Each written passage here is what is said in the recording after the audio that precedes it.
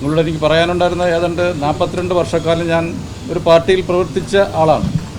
ആ രീതിയിൽ നിങ്ങളെല്ലാവരും എന്നെ കാണാതെ ഇന്ന് തൊട്ട് BJPയുടെ ആശയങ്ങൾ ഉൾക്കൊണ്ട് നിൽക്കുന്ന ഒരാളായി കാണണമെന്നാണ് എനിക്ക് ആദ്യമേ പറയാനുള്ളത്. ആ പാർട്ടിയിൽ നിൽക്കുമ്പോൾ രാഷ്ട്രീയമാണ്.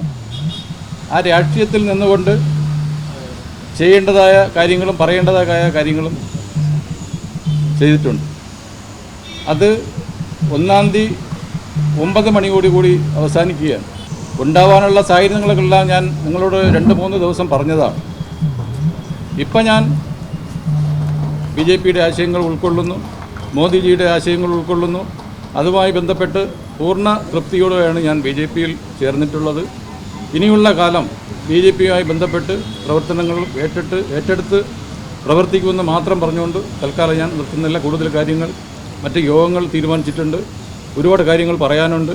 അതെല്ലാം ആ സമയം പറയുന്നതിനാണ്. അല്ലെങ്കിൽ വേറൊരു ഘട്ടത്തിൽ ഇന്ന് BJPയിൽ CPMൽ നിന്ന് ഇറങ്ങി വന്ന് ഇന്ന് തൊട്ട് അങ്ങനെ ഒരു പറച്ചിൽ പറയുന്നത് ശരിയല്ല. നിങ്ങളെല്ലാം എന്നെക്കുറിച്ച് വീണ്ടും റിപ്പോർട്ടുകൾ ചെയ്തുകൊണ്ടിരിക്കുന്നുണ്ട്. ഇപ്പം നേരത്തെ പറഞ്ഞതുപോലെ ഇതുവരെ ഇല്ലായിരുന്ന ആരോപണമാണ്, സാമ്പത്തിക ആരോപണമാണ് എന്നെക്കുറിച്ച് പറയുന്നത്. 1-ാം തീയതി 12 മണി വരെ എന്നെക്കുറിച്ച് അങ്ങനെ ഒരു ആരോപണം ഇല്ലായിരുന്നു. പക്ഷേ ഇപ്പോൾ എന്നാൽ പാർട്ടിക്ക് 1-ാം തീയതി എന്നെ പാർട്ടി നേതൃത്വം ബന്ധപ്പെട്ടു, ഇറങ്ങി വന്നതിന് ശേഷം ബന്ധപ്പെട്ടു. നമ്മളെ പാർട്ടിയുടെ സംഘടനാ രീതി അനുസരിച്ച് ഒരു സമ്മേളനത്തിൽ ഇറങ്ങി വന്നാൽ ആ ദിവസം സാധാരണ പാർട്ടിയിൽ നിന്ന് പുറത്താക്കും.